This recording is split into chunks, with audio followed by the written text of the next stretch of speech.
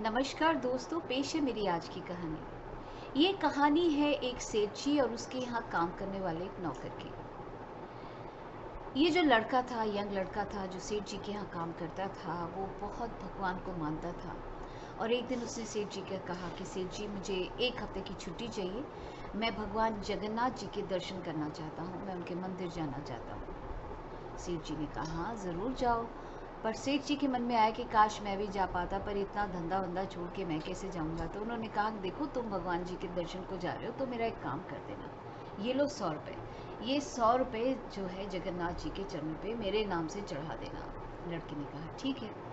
और कुछ बस से, कुछ ट्रेन से, कुछ पैदल चलता चलता मंदिर की तरफ चला। और कुछ किलोमीटर ही दूर था तो एक उसने देखा, एक भक्तों का ही छोटा सा ग्रुप 10-15 लोगों का नाचता नाचता गाता गाता मंदिर की तरफ जा रहा था। और वो इतने मग्न थे गाने में और नाचने में कि इसे बड़ा अच्छा लगा। ये भी उनके साथ नाचा गाया, भगवान जी का नाम लिया।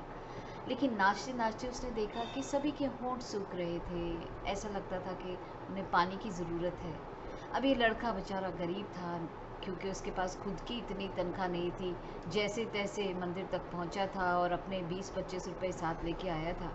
उसे ख्याल आया कि सेठ जी ने 100 रुपये दिए हैं, क्यों ना मैं इन लोगों के लिए कुछ पानी या कुछ मिठाई छोटी मोटी उसका बंदोबस्त कर दूं, ताकि इनके पेट में भी कुछ चला जाए और ये पानी भी पी लें। तो वो गया, आसपास दुकान ढूंढी और वो 100 रुपये दे के जो भी खरीद सकता था वो लेके आया और उस पूरे ग्रुप में बांट दिया। लेकिन 100 रुपये जो उसने खर्चे थे उसमें से 98 रुपये खर्च हुए थे और 2 रुपये जो थे वो बच गए थे। तो इसने कहा कि बड़ा अच्छा हुआ, ये 2 रुपये बच गए। मैं जूठा भी नहीं भरूंगा, मैं भगवान जी के चरणों में ये 2 रुपये सेठ जी के नाम से चढ़ा भी दूंगा। इनका भी काम हो गया, उनका भी काम हो गया, तो सब चलो भला हो गया। और ये सोच के मंदिर पहुंचा, उसने अपनी पूजा करी, जो कुछ चढ़ाना था चढ़ाया। और सेठ जी के वो 2 रुपये जी वो जगन्नाथ जी के पैरों में चढ़ा के और अपनी वापस यात्रा को चल पड़ा।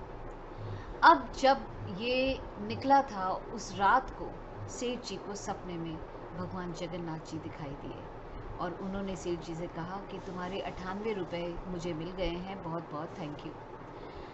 अब ये जो सेठ था उसका माथा ठनका, मैंने तो 100 रुपये भेजे थे, 98 रुपये चढ़े तो 2 रुपये कहाँ गए। ये 2 रुपये ज़रूर इस नौकर ने मेरे कहीं ना कहीं यूज़ किए हैं। आने दो, मैं उससे पूछता हूँ 2 रुपये तूने कहाँ यूज़ किए।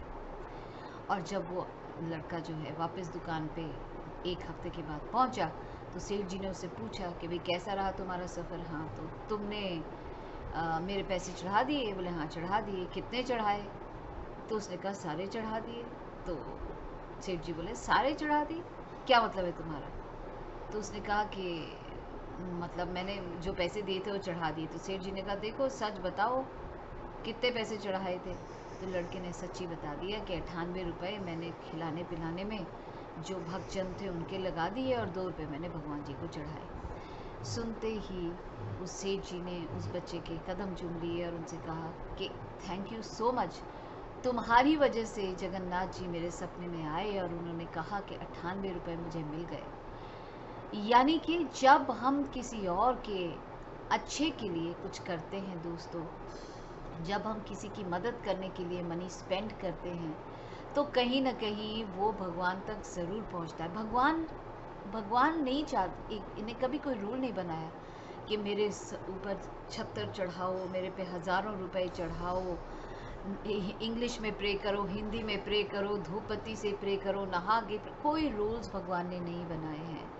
और भगवान जो सब कुछ हमें दिया है, हमारा रुतबा, हमारा पैसा, सब कुछ भगवान ने ही तो दिया है और हम वही उनको वापस चढ़ा रहे हैं, तो हम उन्हें क्या दे रहे हैं। लेकिन जब हम सच्चे दिल की भावना उनको चढ़ाते हैं, किसी की मदद की भावना उनको चढ़ाते हैं, तो आई थिंक वो पैसे भगवान तक ज़रूर पहुंचते हैं। इसके बारे में ज़रूर सोचिएगा। कहानी अच्छी लगे तो शेयर ज़रूर कीजिएगा। कल फिर मिलती हूँ एक नई कहानी के साथ, तब तक अपना ख्याल रखिए।